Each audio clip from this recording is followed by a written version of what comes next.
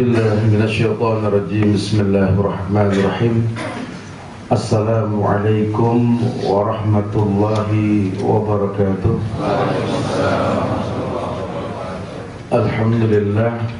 Alhamdulillahilladzi an'amana bi ni'matin katsirah allati biha na'mal salihan li tanawulil jannah min babi husnul khatimah.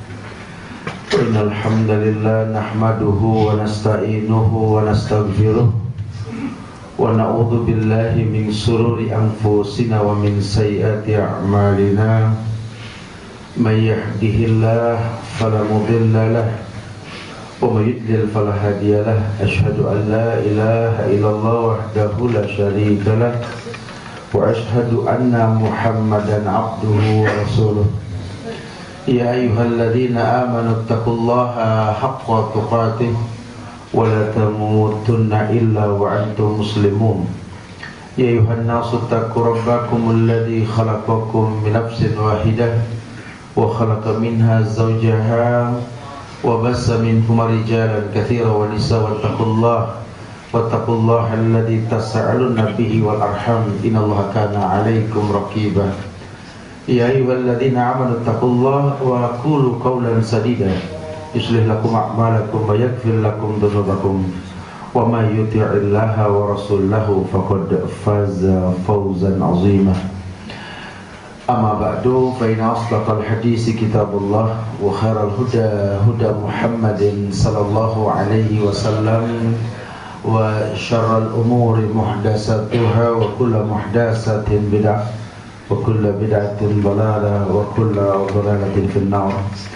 Jamaah sidang majelis salat zuhur yang Allah muliakan dunia dan akhirat, alhamdulillah kita bisa berkumpul kembali di Mushola Al-Kautsar ini, yang mudah-mudahan Allah jadikan kumpul kita ini kumpul yang betul-betul bisa menjadi wasilah kita bertawasul dengan amal soleh ini, agar Allah mudahkan kita untuk memiliki ilmu menggapai husnul khatimah nantinya insyaallah.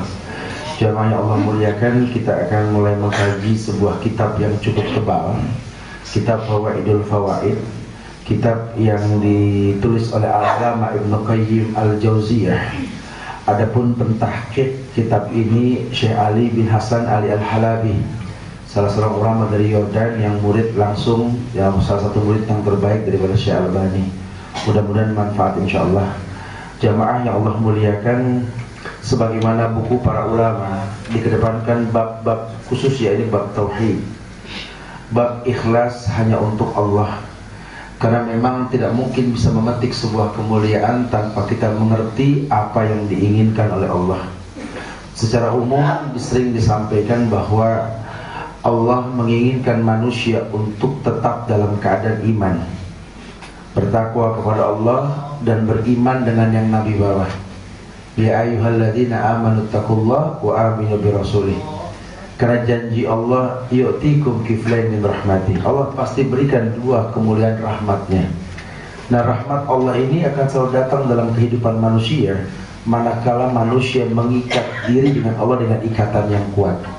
Ikatan yang kuat inilah kalau bertabur ilmu yakin akan mendatangkan keikhlasan. Maka tidak mudah kita bahas sebuah bab berkaitan dengan ikhlas tanpa kita berilmu tentang Allah, tanpa kita yakin kepada Allah. Ikhlas akan datang dengan waktu.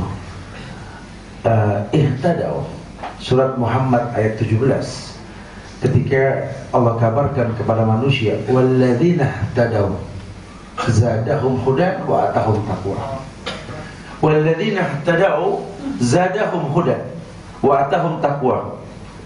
Orang-orang yang selalu berada di posisi di mana akan didatangkan petunjuk, maka Allah akan berikan petunjuk. Kalau petunjuk sudah diberikan karena jahadu fina, karena kesungguhan dalam ibadah kepada kami, kata Allah, atahum taqwahum, kuberikan ketakwaan. Dan takwa secara umum orang menerjemahkan bahwa melakukan semua perintah Allah, menjauhkan larangannya. Ini kan cuma teori. Karena banyak orang yang tahu ya takwa itu ya menjauhkan semua larangan, melakukan semua perintah. Sesimpel itu kan? Tidak. Perlu dipertajam ini. Karena kalau cuma sekedar terucap kalimat seperti itu cuma ucapan atau mungkin sekedar keinginan. Tapi kalau menjadi sebuah kebutuhan, karena Orang yang bertakwa ini orang yang hidupnya nyaman. Bukan dia kaya, bukan dia memiliki dunia, bukan. Tapi orang yang mengerti sekali bahwa hidup ini ujian. Sehingga yang namanya ujian ini tidak akan pernah berhenti sampai datangnya kematian. Nah, dia tahu sekali bahwa memang ujian kalau dia lulus, ratingnya makin tinggi di hadapan Allah. Sehingga janji surga pun jelas, bukan cuma sekedar dihayalkan, hatta orang yang nggak berbuat kebaikan pun menginginkan surga. Ya, sudah sering disampaikan bahwa wa nartaji darajal jinan ladan na'imil khalid. Kita ini orang yang selalu menginginkan surga walaupun di tengah kita berbuat dosa. Makanya banyak orang pengen surga, cuma nggak mungkin dapat surga walaupun janji Allah iman sebesar biji sawi pun menjadi penyebab dia masuk surga. Cuma kan azabnya ada siksanya terdahulu, siksanya dulu yang harus diselesaikan. Karena tidak ada orang yang berdosa masuk surga, dihapuskan dulu dosanya dengan azab dalam neraka. Itu yang kita nggak inginkan. Nah, mempertajam pemahaman kita kepada Allah ini akan mendatangkan ketakwaan. Kalimatnya simpel kok, bahasa dalam Al-Quran, surat Muhammad ayat 17 tadi, walladzina tadau zadahum hudan wa atahum taqwahum. Orang yang ihtadau, orang yang selalu berada di posisi datangnya hidayah. Tidak terikat hanya majelis ilmu saja. Kita bersahabat sama orang soleh, atau punya rezeki kita umroh lah ya. Nggak jadi miskin karena kita bayar ke travel untuk berangkat umroh. Atau mungkin tanpa orang tahu, diam-diam kita datang ke pemukiman yang miskin, kita makan sama orang-orang miskin di sana. Wallahi, itu semua kemuliaan. Bukan berarti mutlak dia dapat hidayah, bukan. Seperti yang disampaikan di yang lampau, ketika segelintir manusia mengatakan bahwa si fulan dapat hidayah karena dia sudah sholat, si fulan dapat hidayah karena dia sudah berpuasa, si fulan dapat hidayah karena dia datang ke pengajian. Bukan itu. Itu ihtadau. Kalau dirutinkan, hidayah datang. Kita berharap dengan dia sholat dan merutinkan sholat, Allah berikan hidayah melalui sholat. Kita berharap dengan dia merutinkan datang ke majelis ilmu, maka Allah datangkan hidayah melalui majelis tersebut. Dan kita berharap orang yang menikah, dengan pernikahan yang dia jaga, Allah berikan hidayah dengan pernikahan tersebut. Tapi kalau orang yang nggak paham tentang mukadimah ibadah, tasbih yang nggak jelas, kadang ibadah cuma sekedar gugur kewajiban. Ya, yang namanya manusia muslim ya harus sholat, begitu aja bahasanya. Dia lupa sholat itu isti'anah, cara dia meminta tolong sama Allah. Yang dia tahu, ya kalau saya sudah sholat, ya saya sudah manusia, gitu ya. Padahal bukan itu saja maksud Allah, lebih dari itu. Karena kamu manusia, butuh Allah. Cara minta tolong sama Allah ya dengan isti'anah, tolabul ma'unah, wasta'inu bis sobri was sholat. Kau sabar, kau sholat, itulah cara kau minta tolong. Kalau kembali kepada masyiahnya Allah, orang semua nggak ada yang paham. Karena manusia nggak bisa memilih ujian. Ya, manusia nggak bisa memilih ujian. Kalau bahasa Allah simpel, Allah turunkan rezeki itu nggak kepada anak, kepada orang tua. Bahasa Allah, nahnu narzukukum wa iyyahum. Kami memberikan rezeki kepada kamu wahai orang tua, untuk anakmu, untuk mereka. Ya, kenapa Allah nggak langsung ngasih ke anak aja sih rezekinya, Ustaz? Ada. Seperti hak-hak manusia bernapas, ya oksigen, ya tumbuh besar, itu Allah berikan, sudah. Tapi kalau rezeki yang wasilahnya orang tua, ya wabil walidaini ihsanan, ya kalian berbuat baik, keuntungannya lebih. Ya, orang tua yang dapat rezeki, orientasi otak orang tua cuma apa? Anak mau apa ya? Senang gitu. Kita kalau jadi orang tua ini kan sudah punya anak, kalau dapat rezeki otak kita cuma, ya Allah, apa ya anak saya suka ya, gitu loh. Langsung anak, nggak ada yang lain lah ya.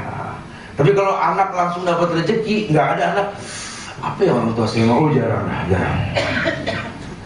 Allah tahu sekali bahasa nahnu narzuqukum wa iyyahum. Kuberikan rezeki kepada kalian untuk mereka. Karena kalian tahu sekali tanpa kalian mereka tak mungkin tumbuh dewasa. Sehingga ada wasilah. Ini kan butuh kedewasaan memahami seperti itu. Makanya Allah inginkan kita paham. Walladzina tadau, dia orang yang gampang tergoda, dia tahu sekali imannya lemah. Cuma antisipasi dia tuh ihtadau dengan cara dia duduk di majelis ilmu, banyak teman orang soleh, ya. atau hal-hal yang berkaitan dengan kebaikan yang menjadi penyebab datangnya kemuliaan, banyak bersedekah walaupun dengan wajah tersenyum kepada saudaranya, afsus salam bainakum, ini semua ihtadaw. Kalau dirutinkan, zadahum hudan, kuberikan hidayah. Nah kalau sudah bicara hidayah, wallahi ya Allah berikan subul.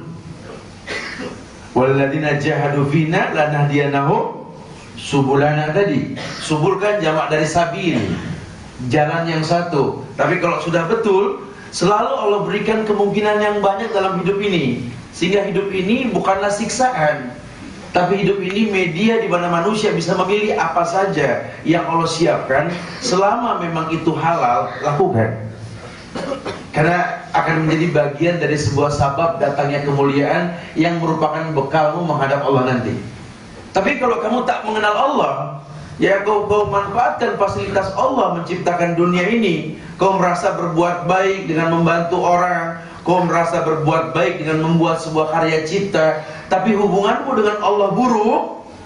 Ya inilah yang orang laki ini kita sering dengar kalau khutbah Jumat, selesai khutbah khatib suka berbicara, membacakan ayat dalam sholatnya, wujuhu yawma idzin khasiyah amilatun nasibah tasla naran hamiyah tusqa min ainin aniyah laisa lahum ta'amun illa min dhari'.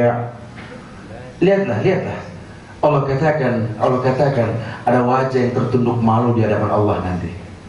Amilatun nasibah, mereka orang yang sudah beramal soleh di atas dunia, tasla naran hamiyah, tapi malah diberikan jalan ke neraka. Mana kebaikan yang dia perbuat?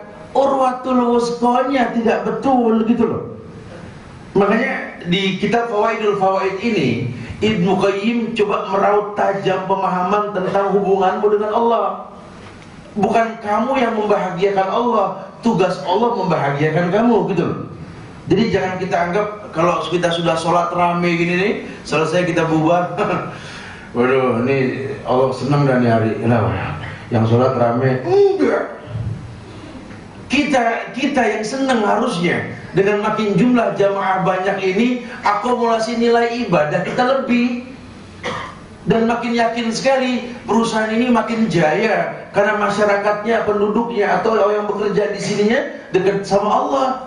Walau anna ahlal qura amanu wattaqau la fatahna 'alaihim barakatin minas samai wal ard. Itu sudah janji Allah, mau sekup besar mau sekup kecil. Kalau sudah masyarakat, pegawai, penduduk di sebuah negeri beriman, bertakwa, kubukakan berkah dari langit dan bumi. Janji Allah. Dan Allah sudah standby dengan bahasa Allah apa? Ya kullu yaumin huwa fi sya'nin fa bi ayyi ala rabbikuma tukadziban. Setiap hari Allah siap sibuk minta. Kalau kau tak minta, kau hilangkan ayat ini. Man lam yas'al la yaghdab alaihi. Bahkan Allah tantang, yang enggak minta Allah marah. Jadi lu enggak pakai bahasa tumben antum sholatnya cepat. Ya nih hari lagi nggak minta dulu lah. Kenapa? Nggak enak minta mulu gitu. Emang dasarnya Allah diminta. Kalau kita nggak minta hilang lah Rahman Rahimnya Allah. Minta sama Allah. Nah orang yang meminta ini kan orang yang yarhabun gitu loh. Orang yang memang takut sama Allah. Dia takut kehilangan Allah. Dia nggak pernah takut kehilangan dunia. Bahasanya mudah sekali Bapak. Motor hilang Pak, alhamdulillah, selesailah titipan Allah sudah. Yang penting jangan Allah yang hilang dariku ini. Jadi enteng, walaupun sedih gitu ya, kudu jalan kaki gitu ya. Ini kan mesti begal masalahnya. Tapi alhamdulillah, yang penting Allah nggak hilang dalam hidupku lah. Karena apa artinya hidup ini? Yang lain pada marah sama bapak tuh Pak, nggak ngaruh lah. Emang saya kecil biasa dimarahin lah. In lam yakun bika alayya ghadabun fala ubali. Tapi tolong jangan kau yang marah padaku ya Allah. Cukuplah. Dia mengerti sekali. Hidup ini ujian. Dan dia kenal Allah. Dia tahu Allah tak mungkin uji di luar batas kemampuannya. Sehingga mungkin berat terasa. Tapi Allah inginkan kita khusyuk dalam meminta. Makin berat ujian buat orang beriman itu kan antaksya'a qulubuhum li dzikrillah wa man nazala minal haqq. Karena tidaklah kuturunkan kecuali al-haq, sesuatu yang betul. Al-haqqu min rabbika fala takunanna minal mubtadi. Yang hak dari Tuhanmu sudah.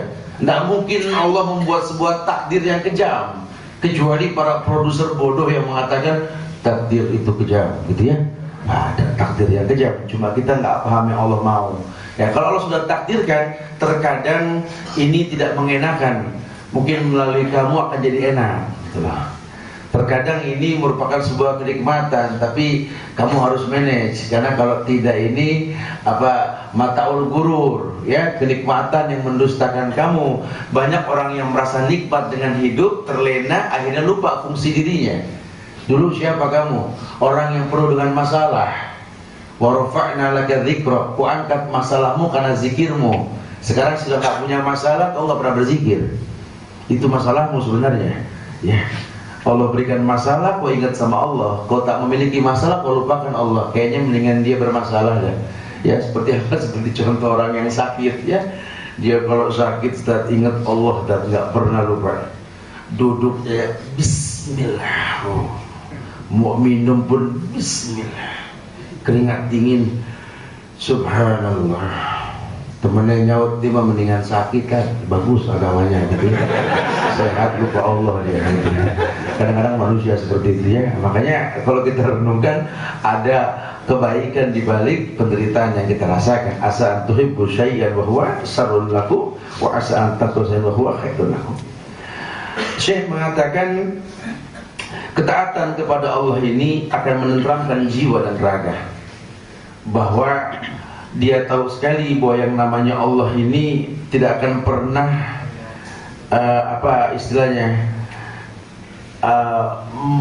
tidak memfasilitasi manusia berkaitan dengan ibadah, karena fungsi awal manusia tercipta untuk beribadah, kan? Wa ma khalaqtul jinna wal insa illa liya'budun. Itu dasar manusia yang kadang orang modern ini suka merubah itu. Ya, kalau bicara agama, ibadah nantilah, yang penting kan umum, sehingga banyak orang yang masih ragu memasukkan anak ke pesantren. Waduh, kalau di pesantren ntar umumnya gimana, kerja di mana dia, gitu ya. Ya, orientasinya cuma mencari pekerjaan. Kita nggak pernah berpikir bagaimana memiliki anak yang menciptakan pekerjaan, gitu loh. Ya, sehingga agama jadi nomor 2. Kita lupa ada ayat yang mengatakan, Al-Hijr ayat 21, wa im min syai'in illa indana khazainuhu. Wa im min syai' illa indana khazainuhu. Tidak ada sesuatu pun melainkan pada sisi kamilah khazanah perbendaharaannya. Mereka lupa sekali bahwa kamu pengen jadi teknokrat, kamu pengen menjadi orang yang sukses dalam menaklukkan dunia, ingin menjadi seorang jenderal, dokter, atau siapalah kamu dalam mata dunia ini. Padahal itu semua khazainuha indana, kata Allah. Itu semua ujungnya ke aku.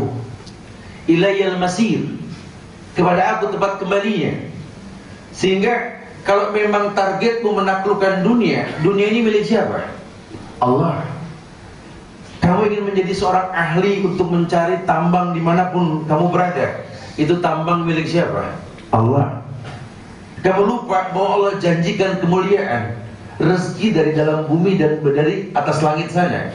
Syaratnya apa? Ya, ini bagaimana kau bisa taat kepadaku. Sehingga ini yang manusia lupa. Ya, manusia dunia ini terkadang menjadi penyebab kita mendapatkan pahitnya neraka. Lupa kemuliaan. Wa innallaha ta'ala la yunalu ma indahu illa bitta'ah. Semua yang kamu inginkan dalam bentuk kebaikan dunia itu adanya di sisi penciptanya, Allah. Maka kalau kamu tidak kenal Allah, entah kebaikan yang kau dapat dari mana. Wallahu a'lam bishawab. Ternyata yang kau dapat kebaikan itu istidraj, selain daripada Allah. Tipu daya setan. Ya, kau anggap dengan sama seperti apa, simpel sekali. Kamu ikat itu sampah dari rumah kamu, berharap rumah bersih dari sampah, tapi sampah dibuang ke tanah orang sambil lewat jalan pakai mobil, pakai motor. Rumah saya sih bersih, tapi kan tanah orang kotor, gitu ya. Kamu anggap sudah aman, kamu nggak tahu itu di rumah sekarang anak kamu sedang balak lagi, coba. Dia buang sampah, dia buang kotoran, dia coret dinding, apa semua. Kamu anggap bersih. Allah kan nggak buta. Kau bersihkan rumahmu dengan cara yang haram, Allah datangkan keburukan yang lebih lagi. Lihat, rumahmu serba mewah, barang-barang mahal, tapi lihat sampah semuanya karena nggak terpakai. Lihat, Taus yang kau katakan auzubillahi minasyaitonirrajim, tapi sampah mubazir yang kau miliki kau gandeng setan tanpa terasa. Karena innal mubazirina kanu ikhwana syayatin. Sebagus apapun barang kalau mubazir temannya setan. Nah kalau sudah bicara temannya setan, mungkinkah setan mau khusyuk dalam baca Quran?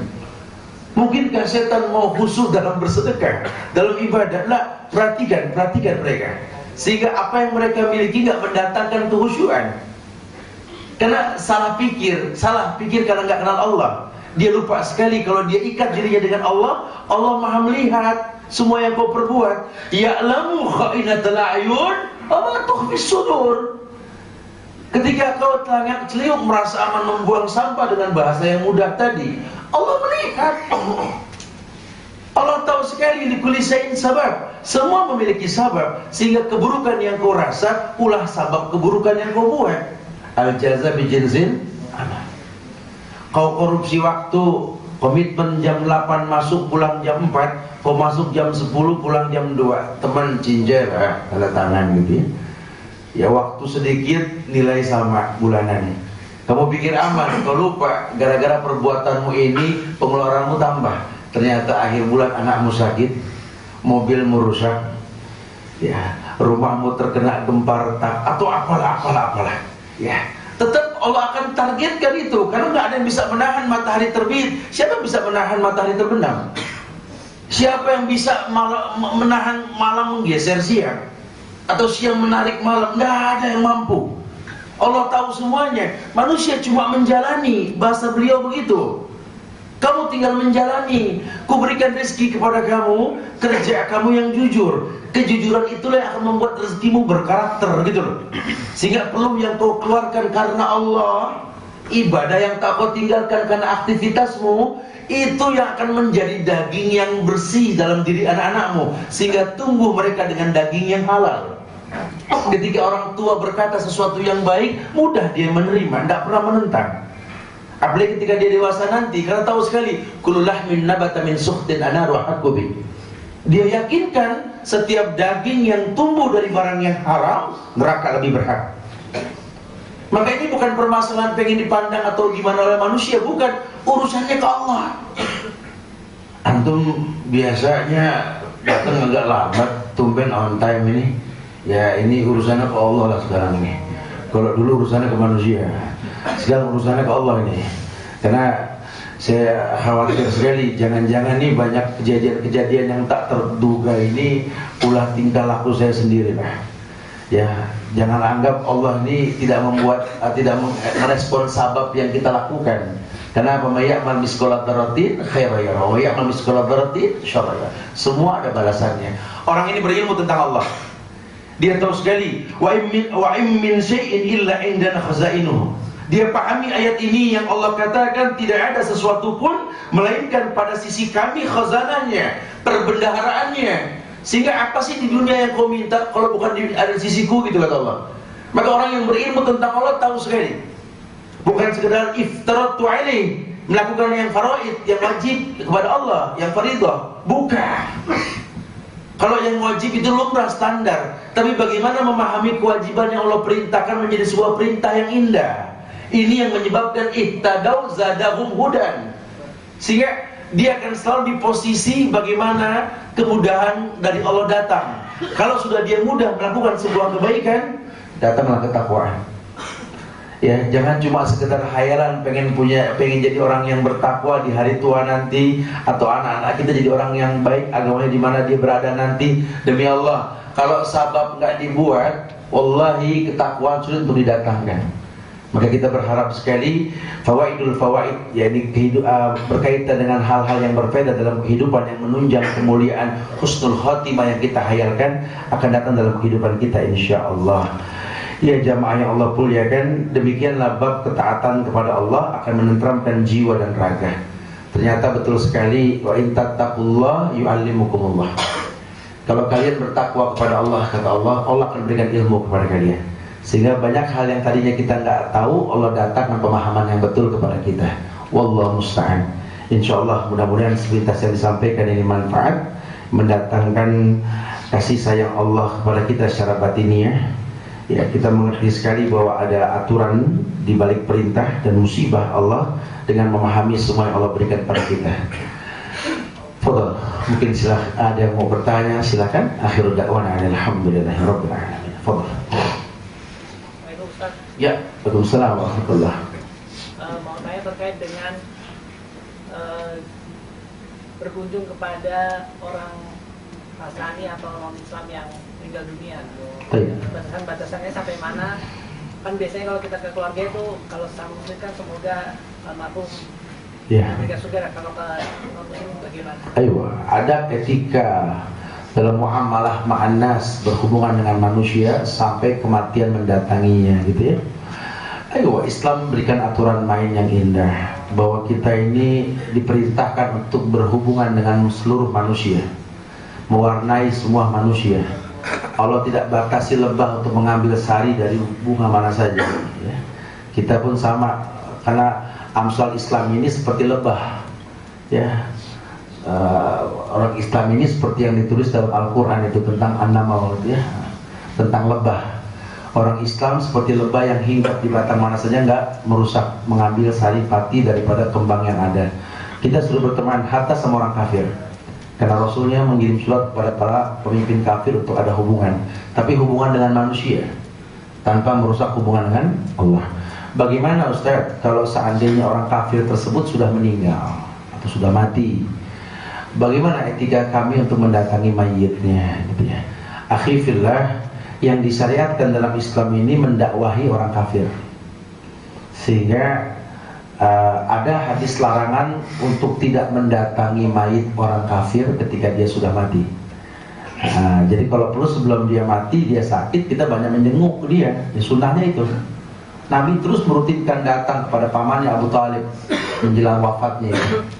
Dia tawarkan agama, dia bantu apa kebutuhannya, ya, sampai akhirnya meninggal, gitu ya. Iya, banyak kisah seperti ini. Nah, tujuannya dakwah. Tapi kalau orang kafir tersebut sudah mati, sudah meninggal, gitu ya, maka Rasul melarang kita untuk mendekati mayit orang kafir atau suruh berjalan cepat kalau melewati pemakaman kafir. Karena Nabi katakan khawatir tersambar azabnya, gitu ya. Itu yang dilarang dalam Islam seperti itu. Tapi bukan berarti lantas kita menjadi orang yang ekstrim, tidak mau berhubungan sama mereka, bukan. Dakwahkan mereka dalam kehidupan, ajak mereka untuk makan, bantu mereka sampai mereka senang bahwa Islam itu memang lembut. Tapi kalau sudah bicara kematian, dikembalikan hukumnya ke Allah. Ya, idza mata ibnu Adam in qata amalu illa min salas. Kalau meninggal anak Adam, semua putus hubungannya sudah. Orang kafir pun anak Adam, putus semua sudah hubungannya. Nah, kemuliaan orang Islam itu ilmunya waktu hidup, sedekahnya waktu hidup, dan anak yang soleh. Allahu a'lam bishawab. Jadi disunahkan seperti itu, kita untuk menjauh. Nah, etikanya bagaimana dengan keluarganya setelah mayitnya dimakamkan? Boleh kita datang ke keluarganya untuk sekedar mengucapkan bela sungkawa. Ya, semoga Allah berikan hidayah kepada kalian dengan kematian ini, ya, dan diberikan kesabaran karena Allah atau apa.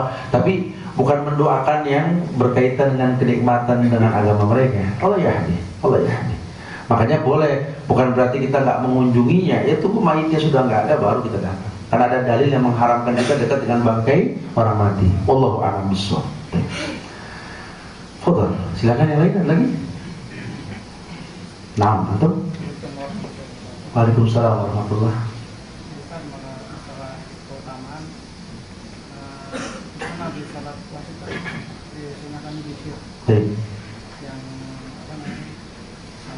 Maaf. Pertamanya itu antara zikir setelah salat sama salat sunnah.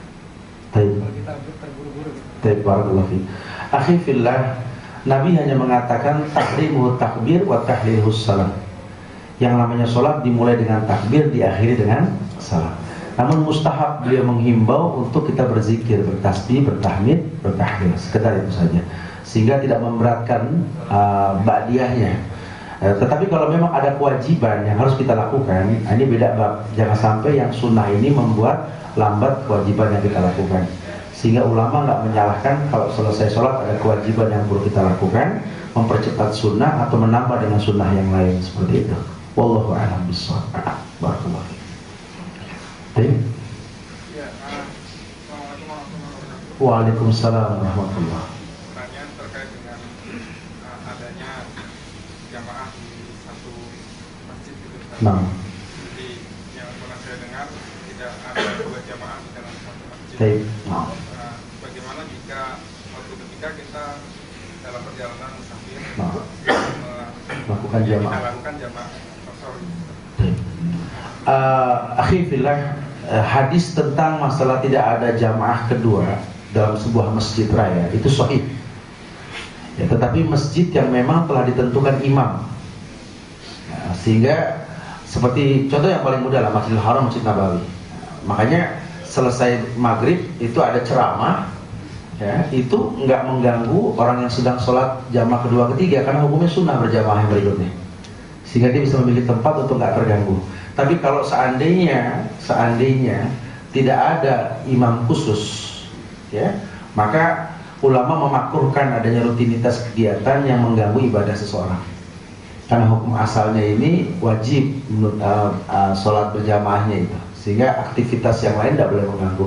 Makanya banyak sekali kegiatan di negeri kita ini terkadang habis azan bernyanyi dengan mic gitu ya, subhanallah, apalah macam-macamnya. Itu haram hukumnya. Karena apa? Karena mengganggu orang yang sholat. Saya nggak paham, ini tradisi kita masih ada seperti itu. Seakan-akan bernyanyi itu lebih penting ketimbang orang sholat sunnah tadi atau yang lainnya. Jadi memang faedahnya banyak sekali. Ya, kemaslahatan dari zaman Rasul adanya pemanfaatan waktu selesai sholat. Nah, di masjid raya atau di masjid yang memang ditentukan imam, DKM dan lain sebagainya, gitu ya, maka aktivitas itu tidak ada masalah untuk setelah itu, setelah sholatnya. Tapi kalau tidak ada, ya ini yang kedua menjadi wajib. Kalau ada yang sunnah jadi sunnah. Makanya kalau kita sudah nggak menampung jamaah, ya di sini imam nggak ditentukan ustaz atau siapa aja yang jadi imam, sehingga yang keduanya ya nggak ada masalah. Hukumnya tetap wajib untuk berjamaah. Tapi kalau ada imamnya sunnah. Wallahu a'lam bishawab, seperti itu. Mati muskilah. Kalau ada imam sedang sholat nggak boleh ikut imam, kecuali sudah selesai. Nah, kalau sudah selesai silahkan. Jadi musafir bukan bikin imam sendiri. Karena musafir mungkin dia safar, ada imam sholat zuhur, ikut sholat zuhur walaupun 4 rakaat. Khilaf ulama, ada yang mengatakan 2 cukup buat dia salam, wallahu alam. Tapi yang sahih ikutin imam. Ju'ilal imam liyutamma bihi, dijadikan imam untuk diikuti. Nah, yang ulama katakan kalau dia nggak mendapatkan sholat 3 rakaat cuma dapat sah, karena dia mengqashar. Begitu bahasa ulama. Tapi menambahnya pun lebih kehati-hatian kata Imam Syafi'i. Baru kemudian selesai dia langsung cari tempat yang tidak dilewati, karena la sholata illa ila sutrah. Biasakan sholat menghadap sutrah. Ya, sutrah itu bukan garis batas, tapi dinding atau sesuatu yang tidak mungkin orang lewat. Ya, makanya jamaah yang mau tahiyatul masjid cari tempat atau teman di depan kita yang orang nggak lewat, itu lebih baik. Kemudian sholat asar 2 rakaat, qomat asar 2 rakaat, seperti itu. Tip, insyaallah manfaat ya yang disampaikan buat saya pribadi, buat jamaah sekalian. Ya Allah, minta maaf kalau ada kekurangan, kesempurnaan hanya milik Allah. Kita tutup dengan kafaratul majlis. Subhanallah walhamdulillah, asyhadu an la ilaha illa anta astaghfiruka wa atubu ilaik. Assalamualaikum warahmatullahi wabarakatuh.